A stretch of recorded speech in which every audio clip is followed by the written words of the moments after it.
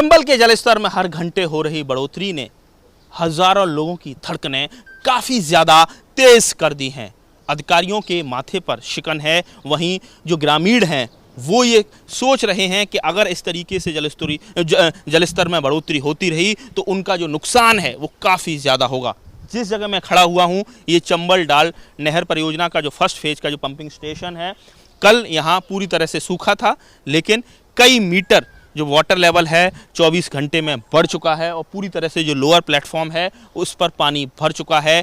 करीब 136 मीटर के करीब इस समय चंबल का जलस्तर है। लगातार पानी बढ़ रहा है। 25 लाख क्यूसेक पानी राजस्थान के तमाम जो बांध हैं, बैराज हैं, वहाँ से डिस्चार्ज किया गया है। तो लगातार इस जलस्तर में बढ़ोतरी हो रही है और इस बात की पूरी तरह से संभावना है कि 1996 का जो हाई फ्लड लेवल रहा है 136.60, क्या चंबल नदी उस रिकॉर्ड को ब्रेक करेगी।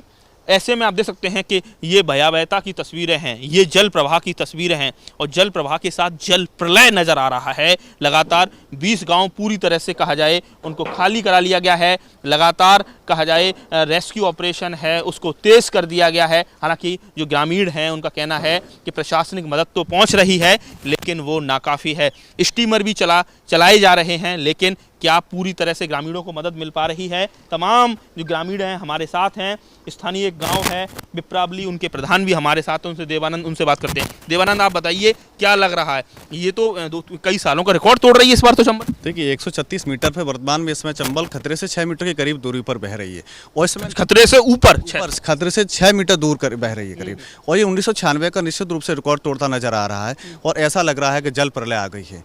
और कितने गाँव आप बताइए, आप यहाँ लगातार लोगों के फोन पहुंच रहे हैं, चूंकि आप प्रधान हैं, आपसे लोग मदद मांग रहे हैं, किस तरीके से आप मदद कर पा रहे हैं? देखिए यहाँ पर निश्चित रूप से कल भी यहाँ उप जिलाधिकारी महोदय, उप जिलाधिकारियों का दौरा निश्चित रहा, क्षेत्रीय विधायकों का दौरा निश्चित रहा था, लेकिन इसे जितनी जो मदद का आश्वासन दिया जा रहा है वो निश्चित और वो उतनी मदद नहीं पहुंच पा रही है। लोगों को क्या पूरे तरीके से गांव खाली हो गए? करीब 1.5 दर्जन से के ज्यादा गांव में पूरी तरह पानी टापू बन चुके हैं। हाँ जी, 20 ऐसे करीब 20 गाँव जो पूरी तरह जलमग्न होंगे, 20 गाँव जो ऐसे जिनका तहसील मुख्यालय से संपर्क मार्ग टूट चुका है। पीना, मवेशियों का चारा किस तरीके से हो पा रहा है? देखिए उन लोगों से पहले से उन्होंने सोशल मीडिया के माध्यम से सूचना दी तो सुरक्षित स्थानों पर, टीलों पर लोग रह रहे हैं, अपने उन्होंने इंतजाम खुद कर लिया गया। लोगों ने खुद इंतजाम किया, प्रशासनिक मदद किया। प्रशासनिक मदद ने भरोसा दिलाया, कुछ जगह दी जा रही, लेकिन यहाँ पर एक बोट की आवश्यकता, वो पिनहाट में अभी बोट नहीं है, बाकी बहा में चल रहा है। पिनहाट में बोट नहीं है, मोटर बोट के जरिए लोगों को कहा जाए निकाला जा रहा है। और भी लोग हैं ग्रामीण, उनसे बात करते हैं। आप बताइए, आपको आपको क्या सूचना मिल रही है? कई अभी भी लोग गाँव में फंसे हुए हैं, सारे निकाल लिए गए? कचियारा और रेया है, मनसुखपुरा थाना क्षेत्र है, वहाँ पर 2 गांव हैं, वहाँ पर लोग अभी फंसे हुए हैं। वहाँ पर प्रशासन द्वारा कहा गया है बोट की व्यवस्था की जा रही, लेकिन अभी बोट की व्यवस्था नहीं की गई। वहाँ पर लोग फंसे हुए हैं, लगातार उनके फोन वगैरह आ रहे हैं। अच्छा, हाँ। और भी ग्रामीण लोग हैं, आप बताइए कि किस तरीके से मवेशियों का किस तरीके से ध्यान रखा जा रहा है? जानवर भी तो हैं, क्या चारा पारा सब मिल रहा है? हाँ, सब मिल रहा है, सब मिल रहा है। और आप देख सकते हैं कि ये लगातार जो कहा जाए एसडीएम है यहाँ रतन वर्मा, डीएम प्रभु एन सिंह लगातार यहाँ नज़र रखे हुए हैं। लेकिन जिस तरीके से ग्रामीणों का कहना है मदद तो हो रही है, लेकिन वो मदद नाकाफ़ी है। लगातार 4 स्टीमर बोट चलाने का दावा प्रशासन कर रहा है, लेकिन कई सारे ग्रामीणों का कहना है कि वो मदद ना के बराबर है।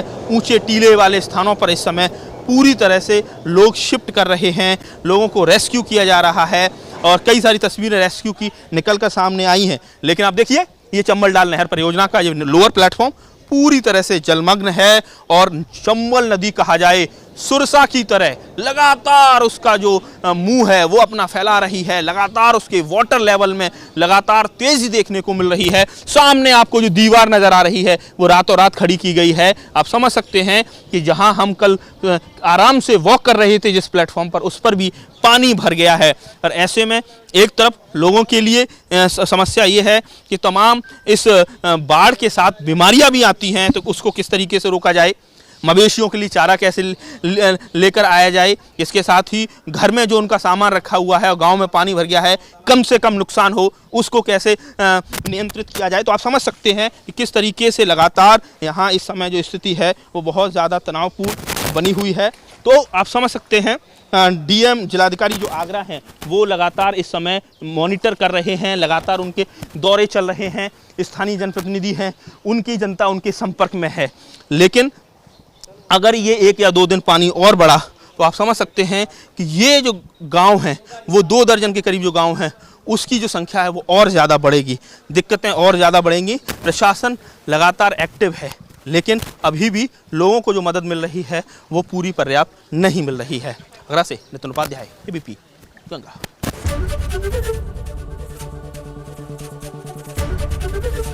एबीपी गंगा, खबर आपकी, जुबान आपकी।